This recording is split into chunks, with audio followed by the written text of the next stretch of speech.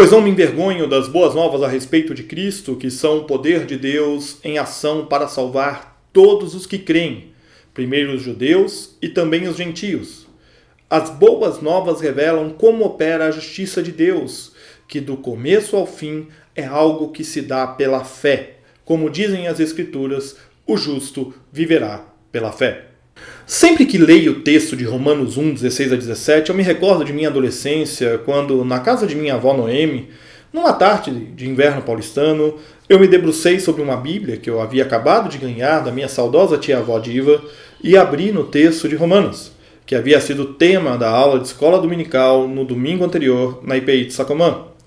Uma nota de rodapé, associada ao final do verso 17, apontava para um outro texto, Abacuque 2,4, que diz o seguinte: Eis o soberbo, sua alma não é reta nele, mas o justo viverá pela fé.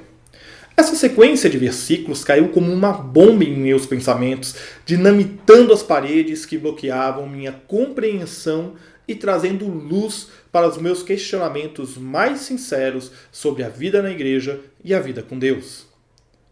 O fato de eu ter nascido numa família cristã não me livrou, em nenhum momento, das aflições e questionamentos sobre Deus, igreja e família.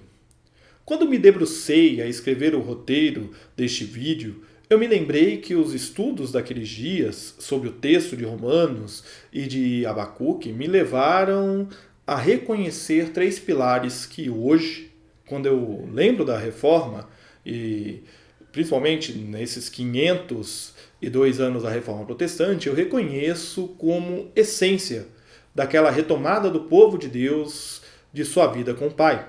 A Reforma Protestante do século XVI trouxe para a igreja o seu real significado: servir a Deus e ao próximo. As dificuldades enfrentadas por Lutero, Calvino e os herdeiros da Reforma desde aquele 31 de outubro de 1517 não foram empecilhos para o crescimento da fé em Deus e o desenvolvimento da sã doutrina. Quando as dificuldades se avolumarem, lembre-se dos versos finais do hino Castelo Forte. Se temos de perder, os filhos bem poder, se tudo se acabar e a morte enfim chegar, com ele reinaremos. Tenha estes três pilares para a sua vida: a prática da oração, a vida de louvor e o testemunho. Lembre-se, quando parecer que as músicas, os livros e tudo isto que é feito em nome de Deus apontar mais para qualquer lugar que não para o próprio Deus, é hora de colocar a mão na massa e viver o Ecclesia Reformata, Reformata Est. A Reforma Protestante do século XVI foi uma mudança de rota da Igreja de Cristo, marcando a história. Olhamos para hoje e reconhecemos os frutos da Reforma em nossa Igreja. Assim como João Calvino, Martinho Lutero e João Knox mudaram o rumo de suas vidas, cidades e países, reconhecendo o poder e a sabedoria de Deus, arrependendo-se de seus erros do passado, nós hoje somos convidados a fazer o mesmo. Somos convidados a corrigir a rota. Para muitos parecerá loucura. Certamente, a palavra da cruz é loucura para os que se perdem, mas para nós que somos salvos, poder de Deus, diz o apóstolo Paulo em 1 Coríntios 1,18.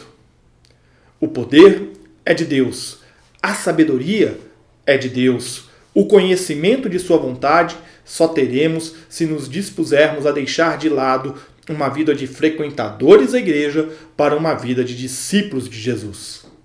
Discípulos não ficam inertes e passivos. Discípulos participam da caminhada e do crescimento do reino de Deus. Neste dia, quando nós nos dispomos a rememorar a reforma do século XVI, o nosso desafio é sermos os loucos a dizer ao mundo que a vida que o mundo vive é morte e que vida verdadeira só em Jesus. Só lhe deu glória, somente a Deus glória. Damos início aqui então a essa série de vídeos do mês da Reforma e eu espero você no próximo vídeo. Um grande abraço e que Deus nos abençoe.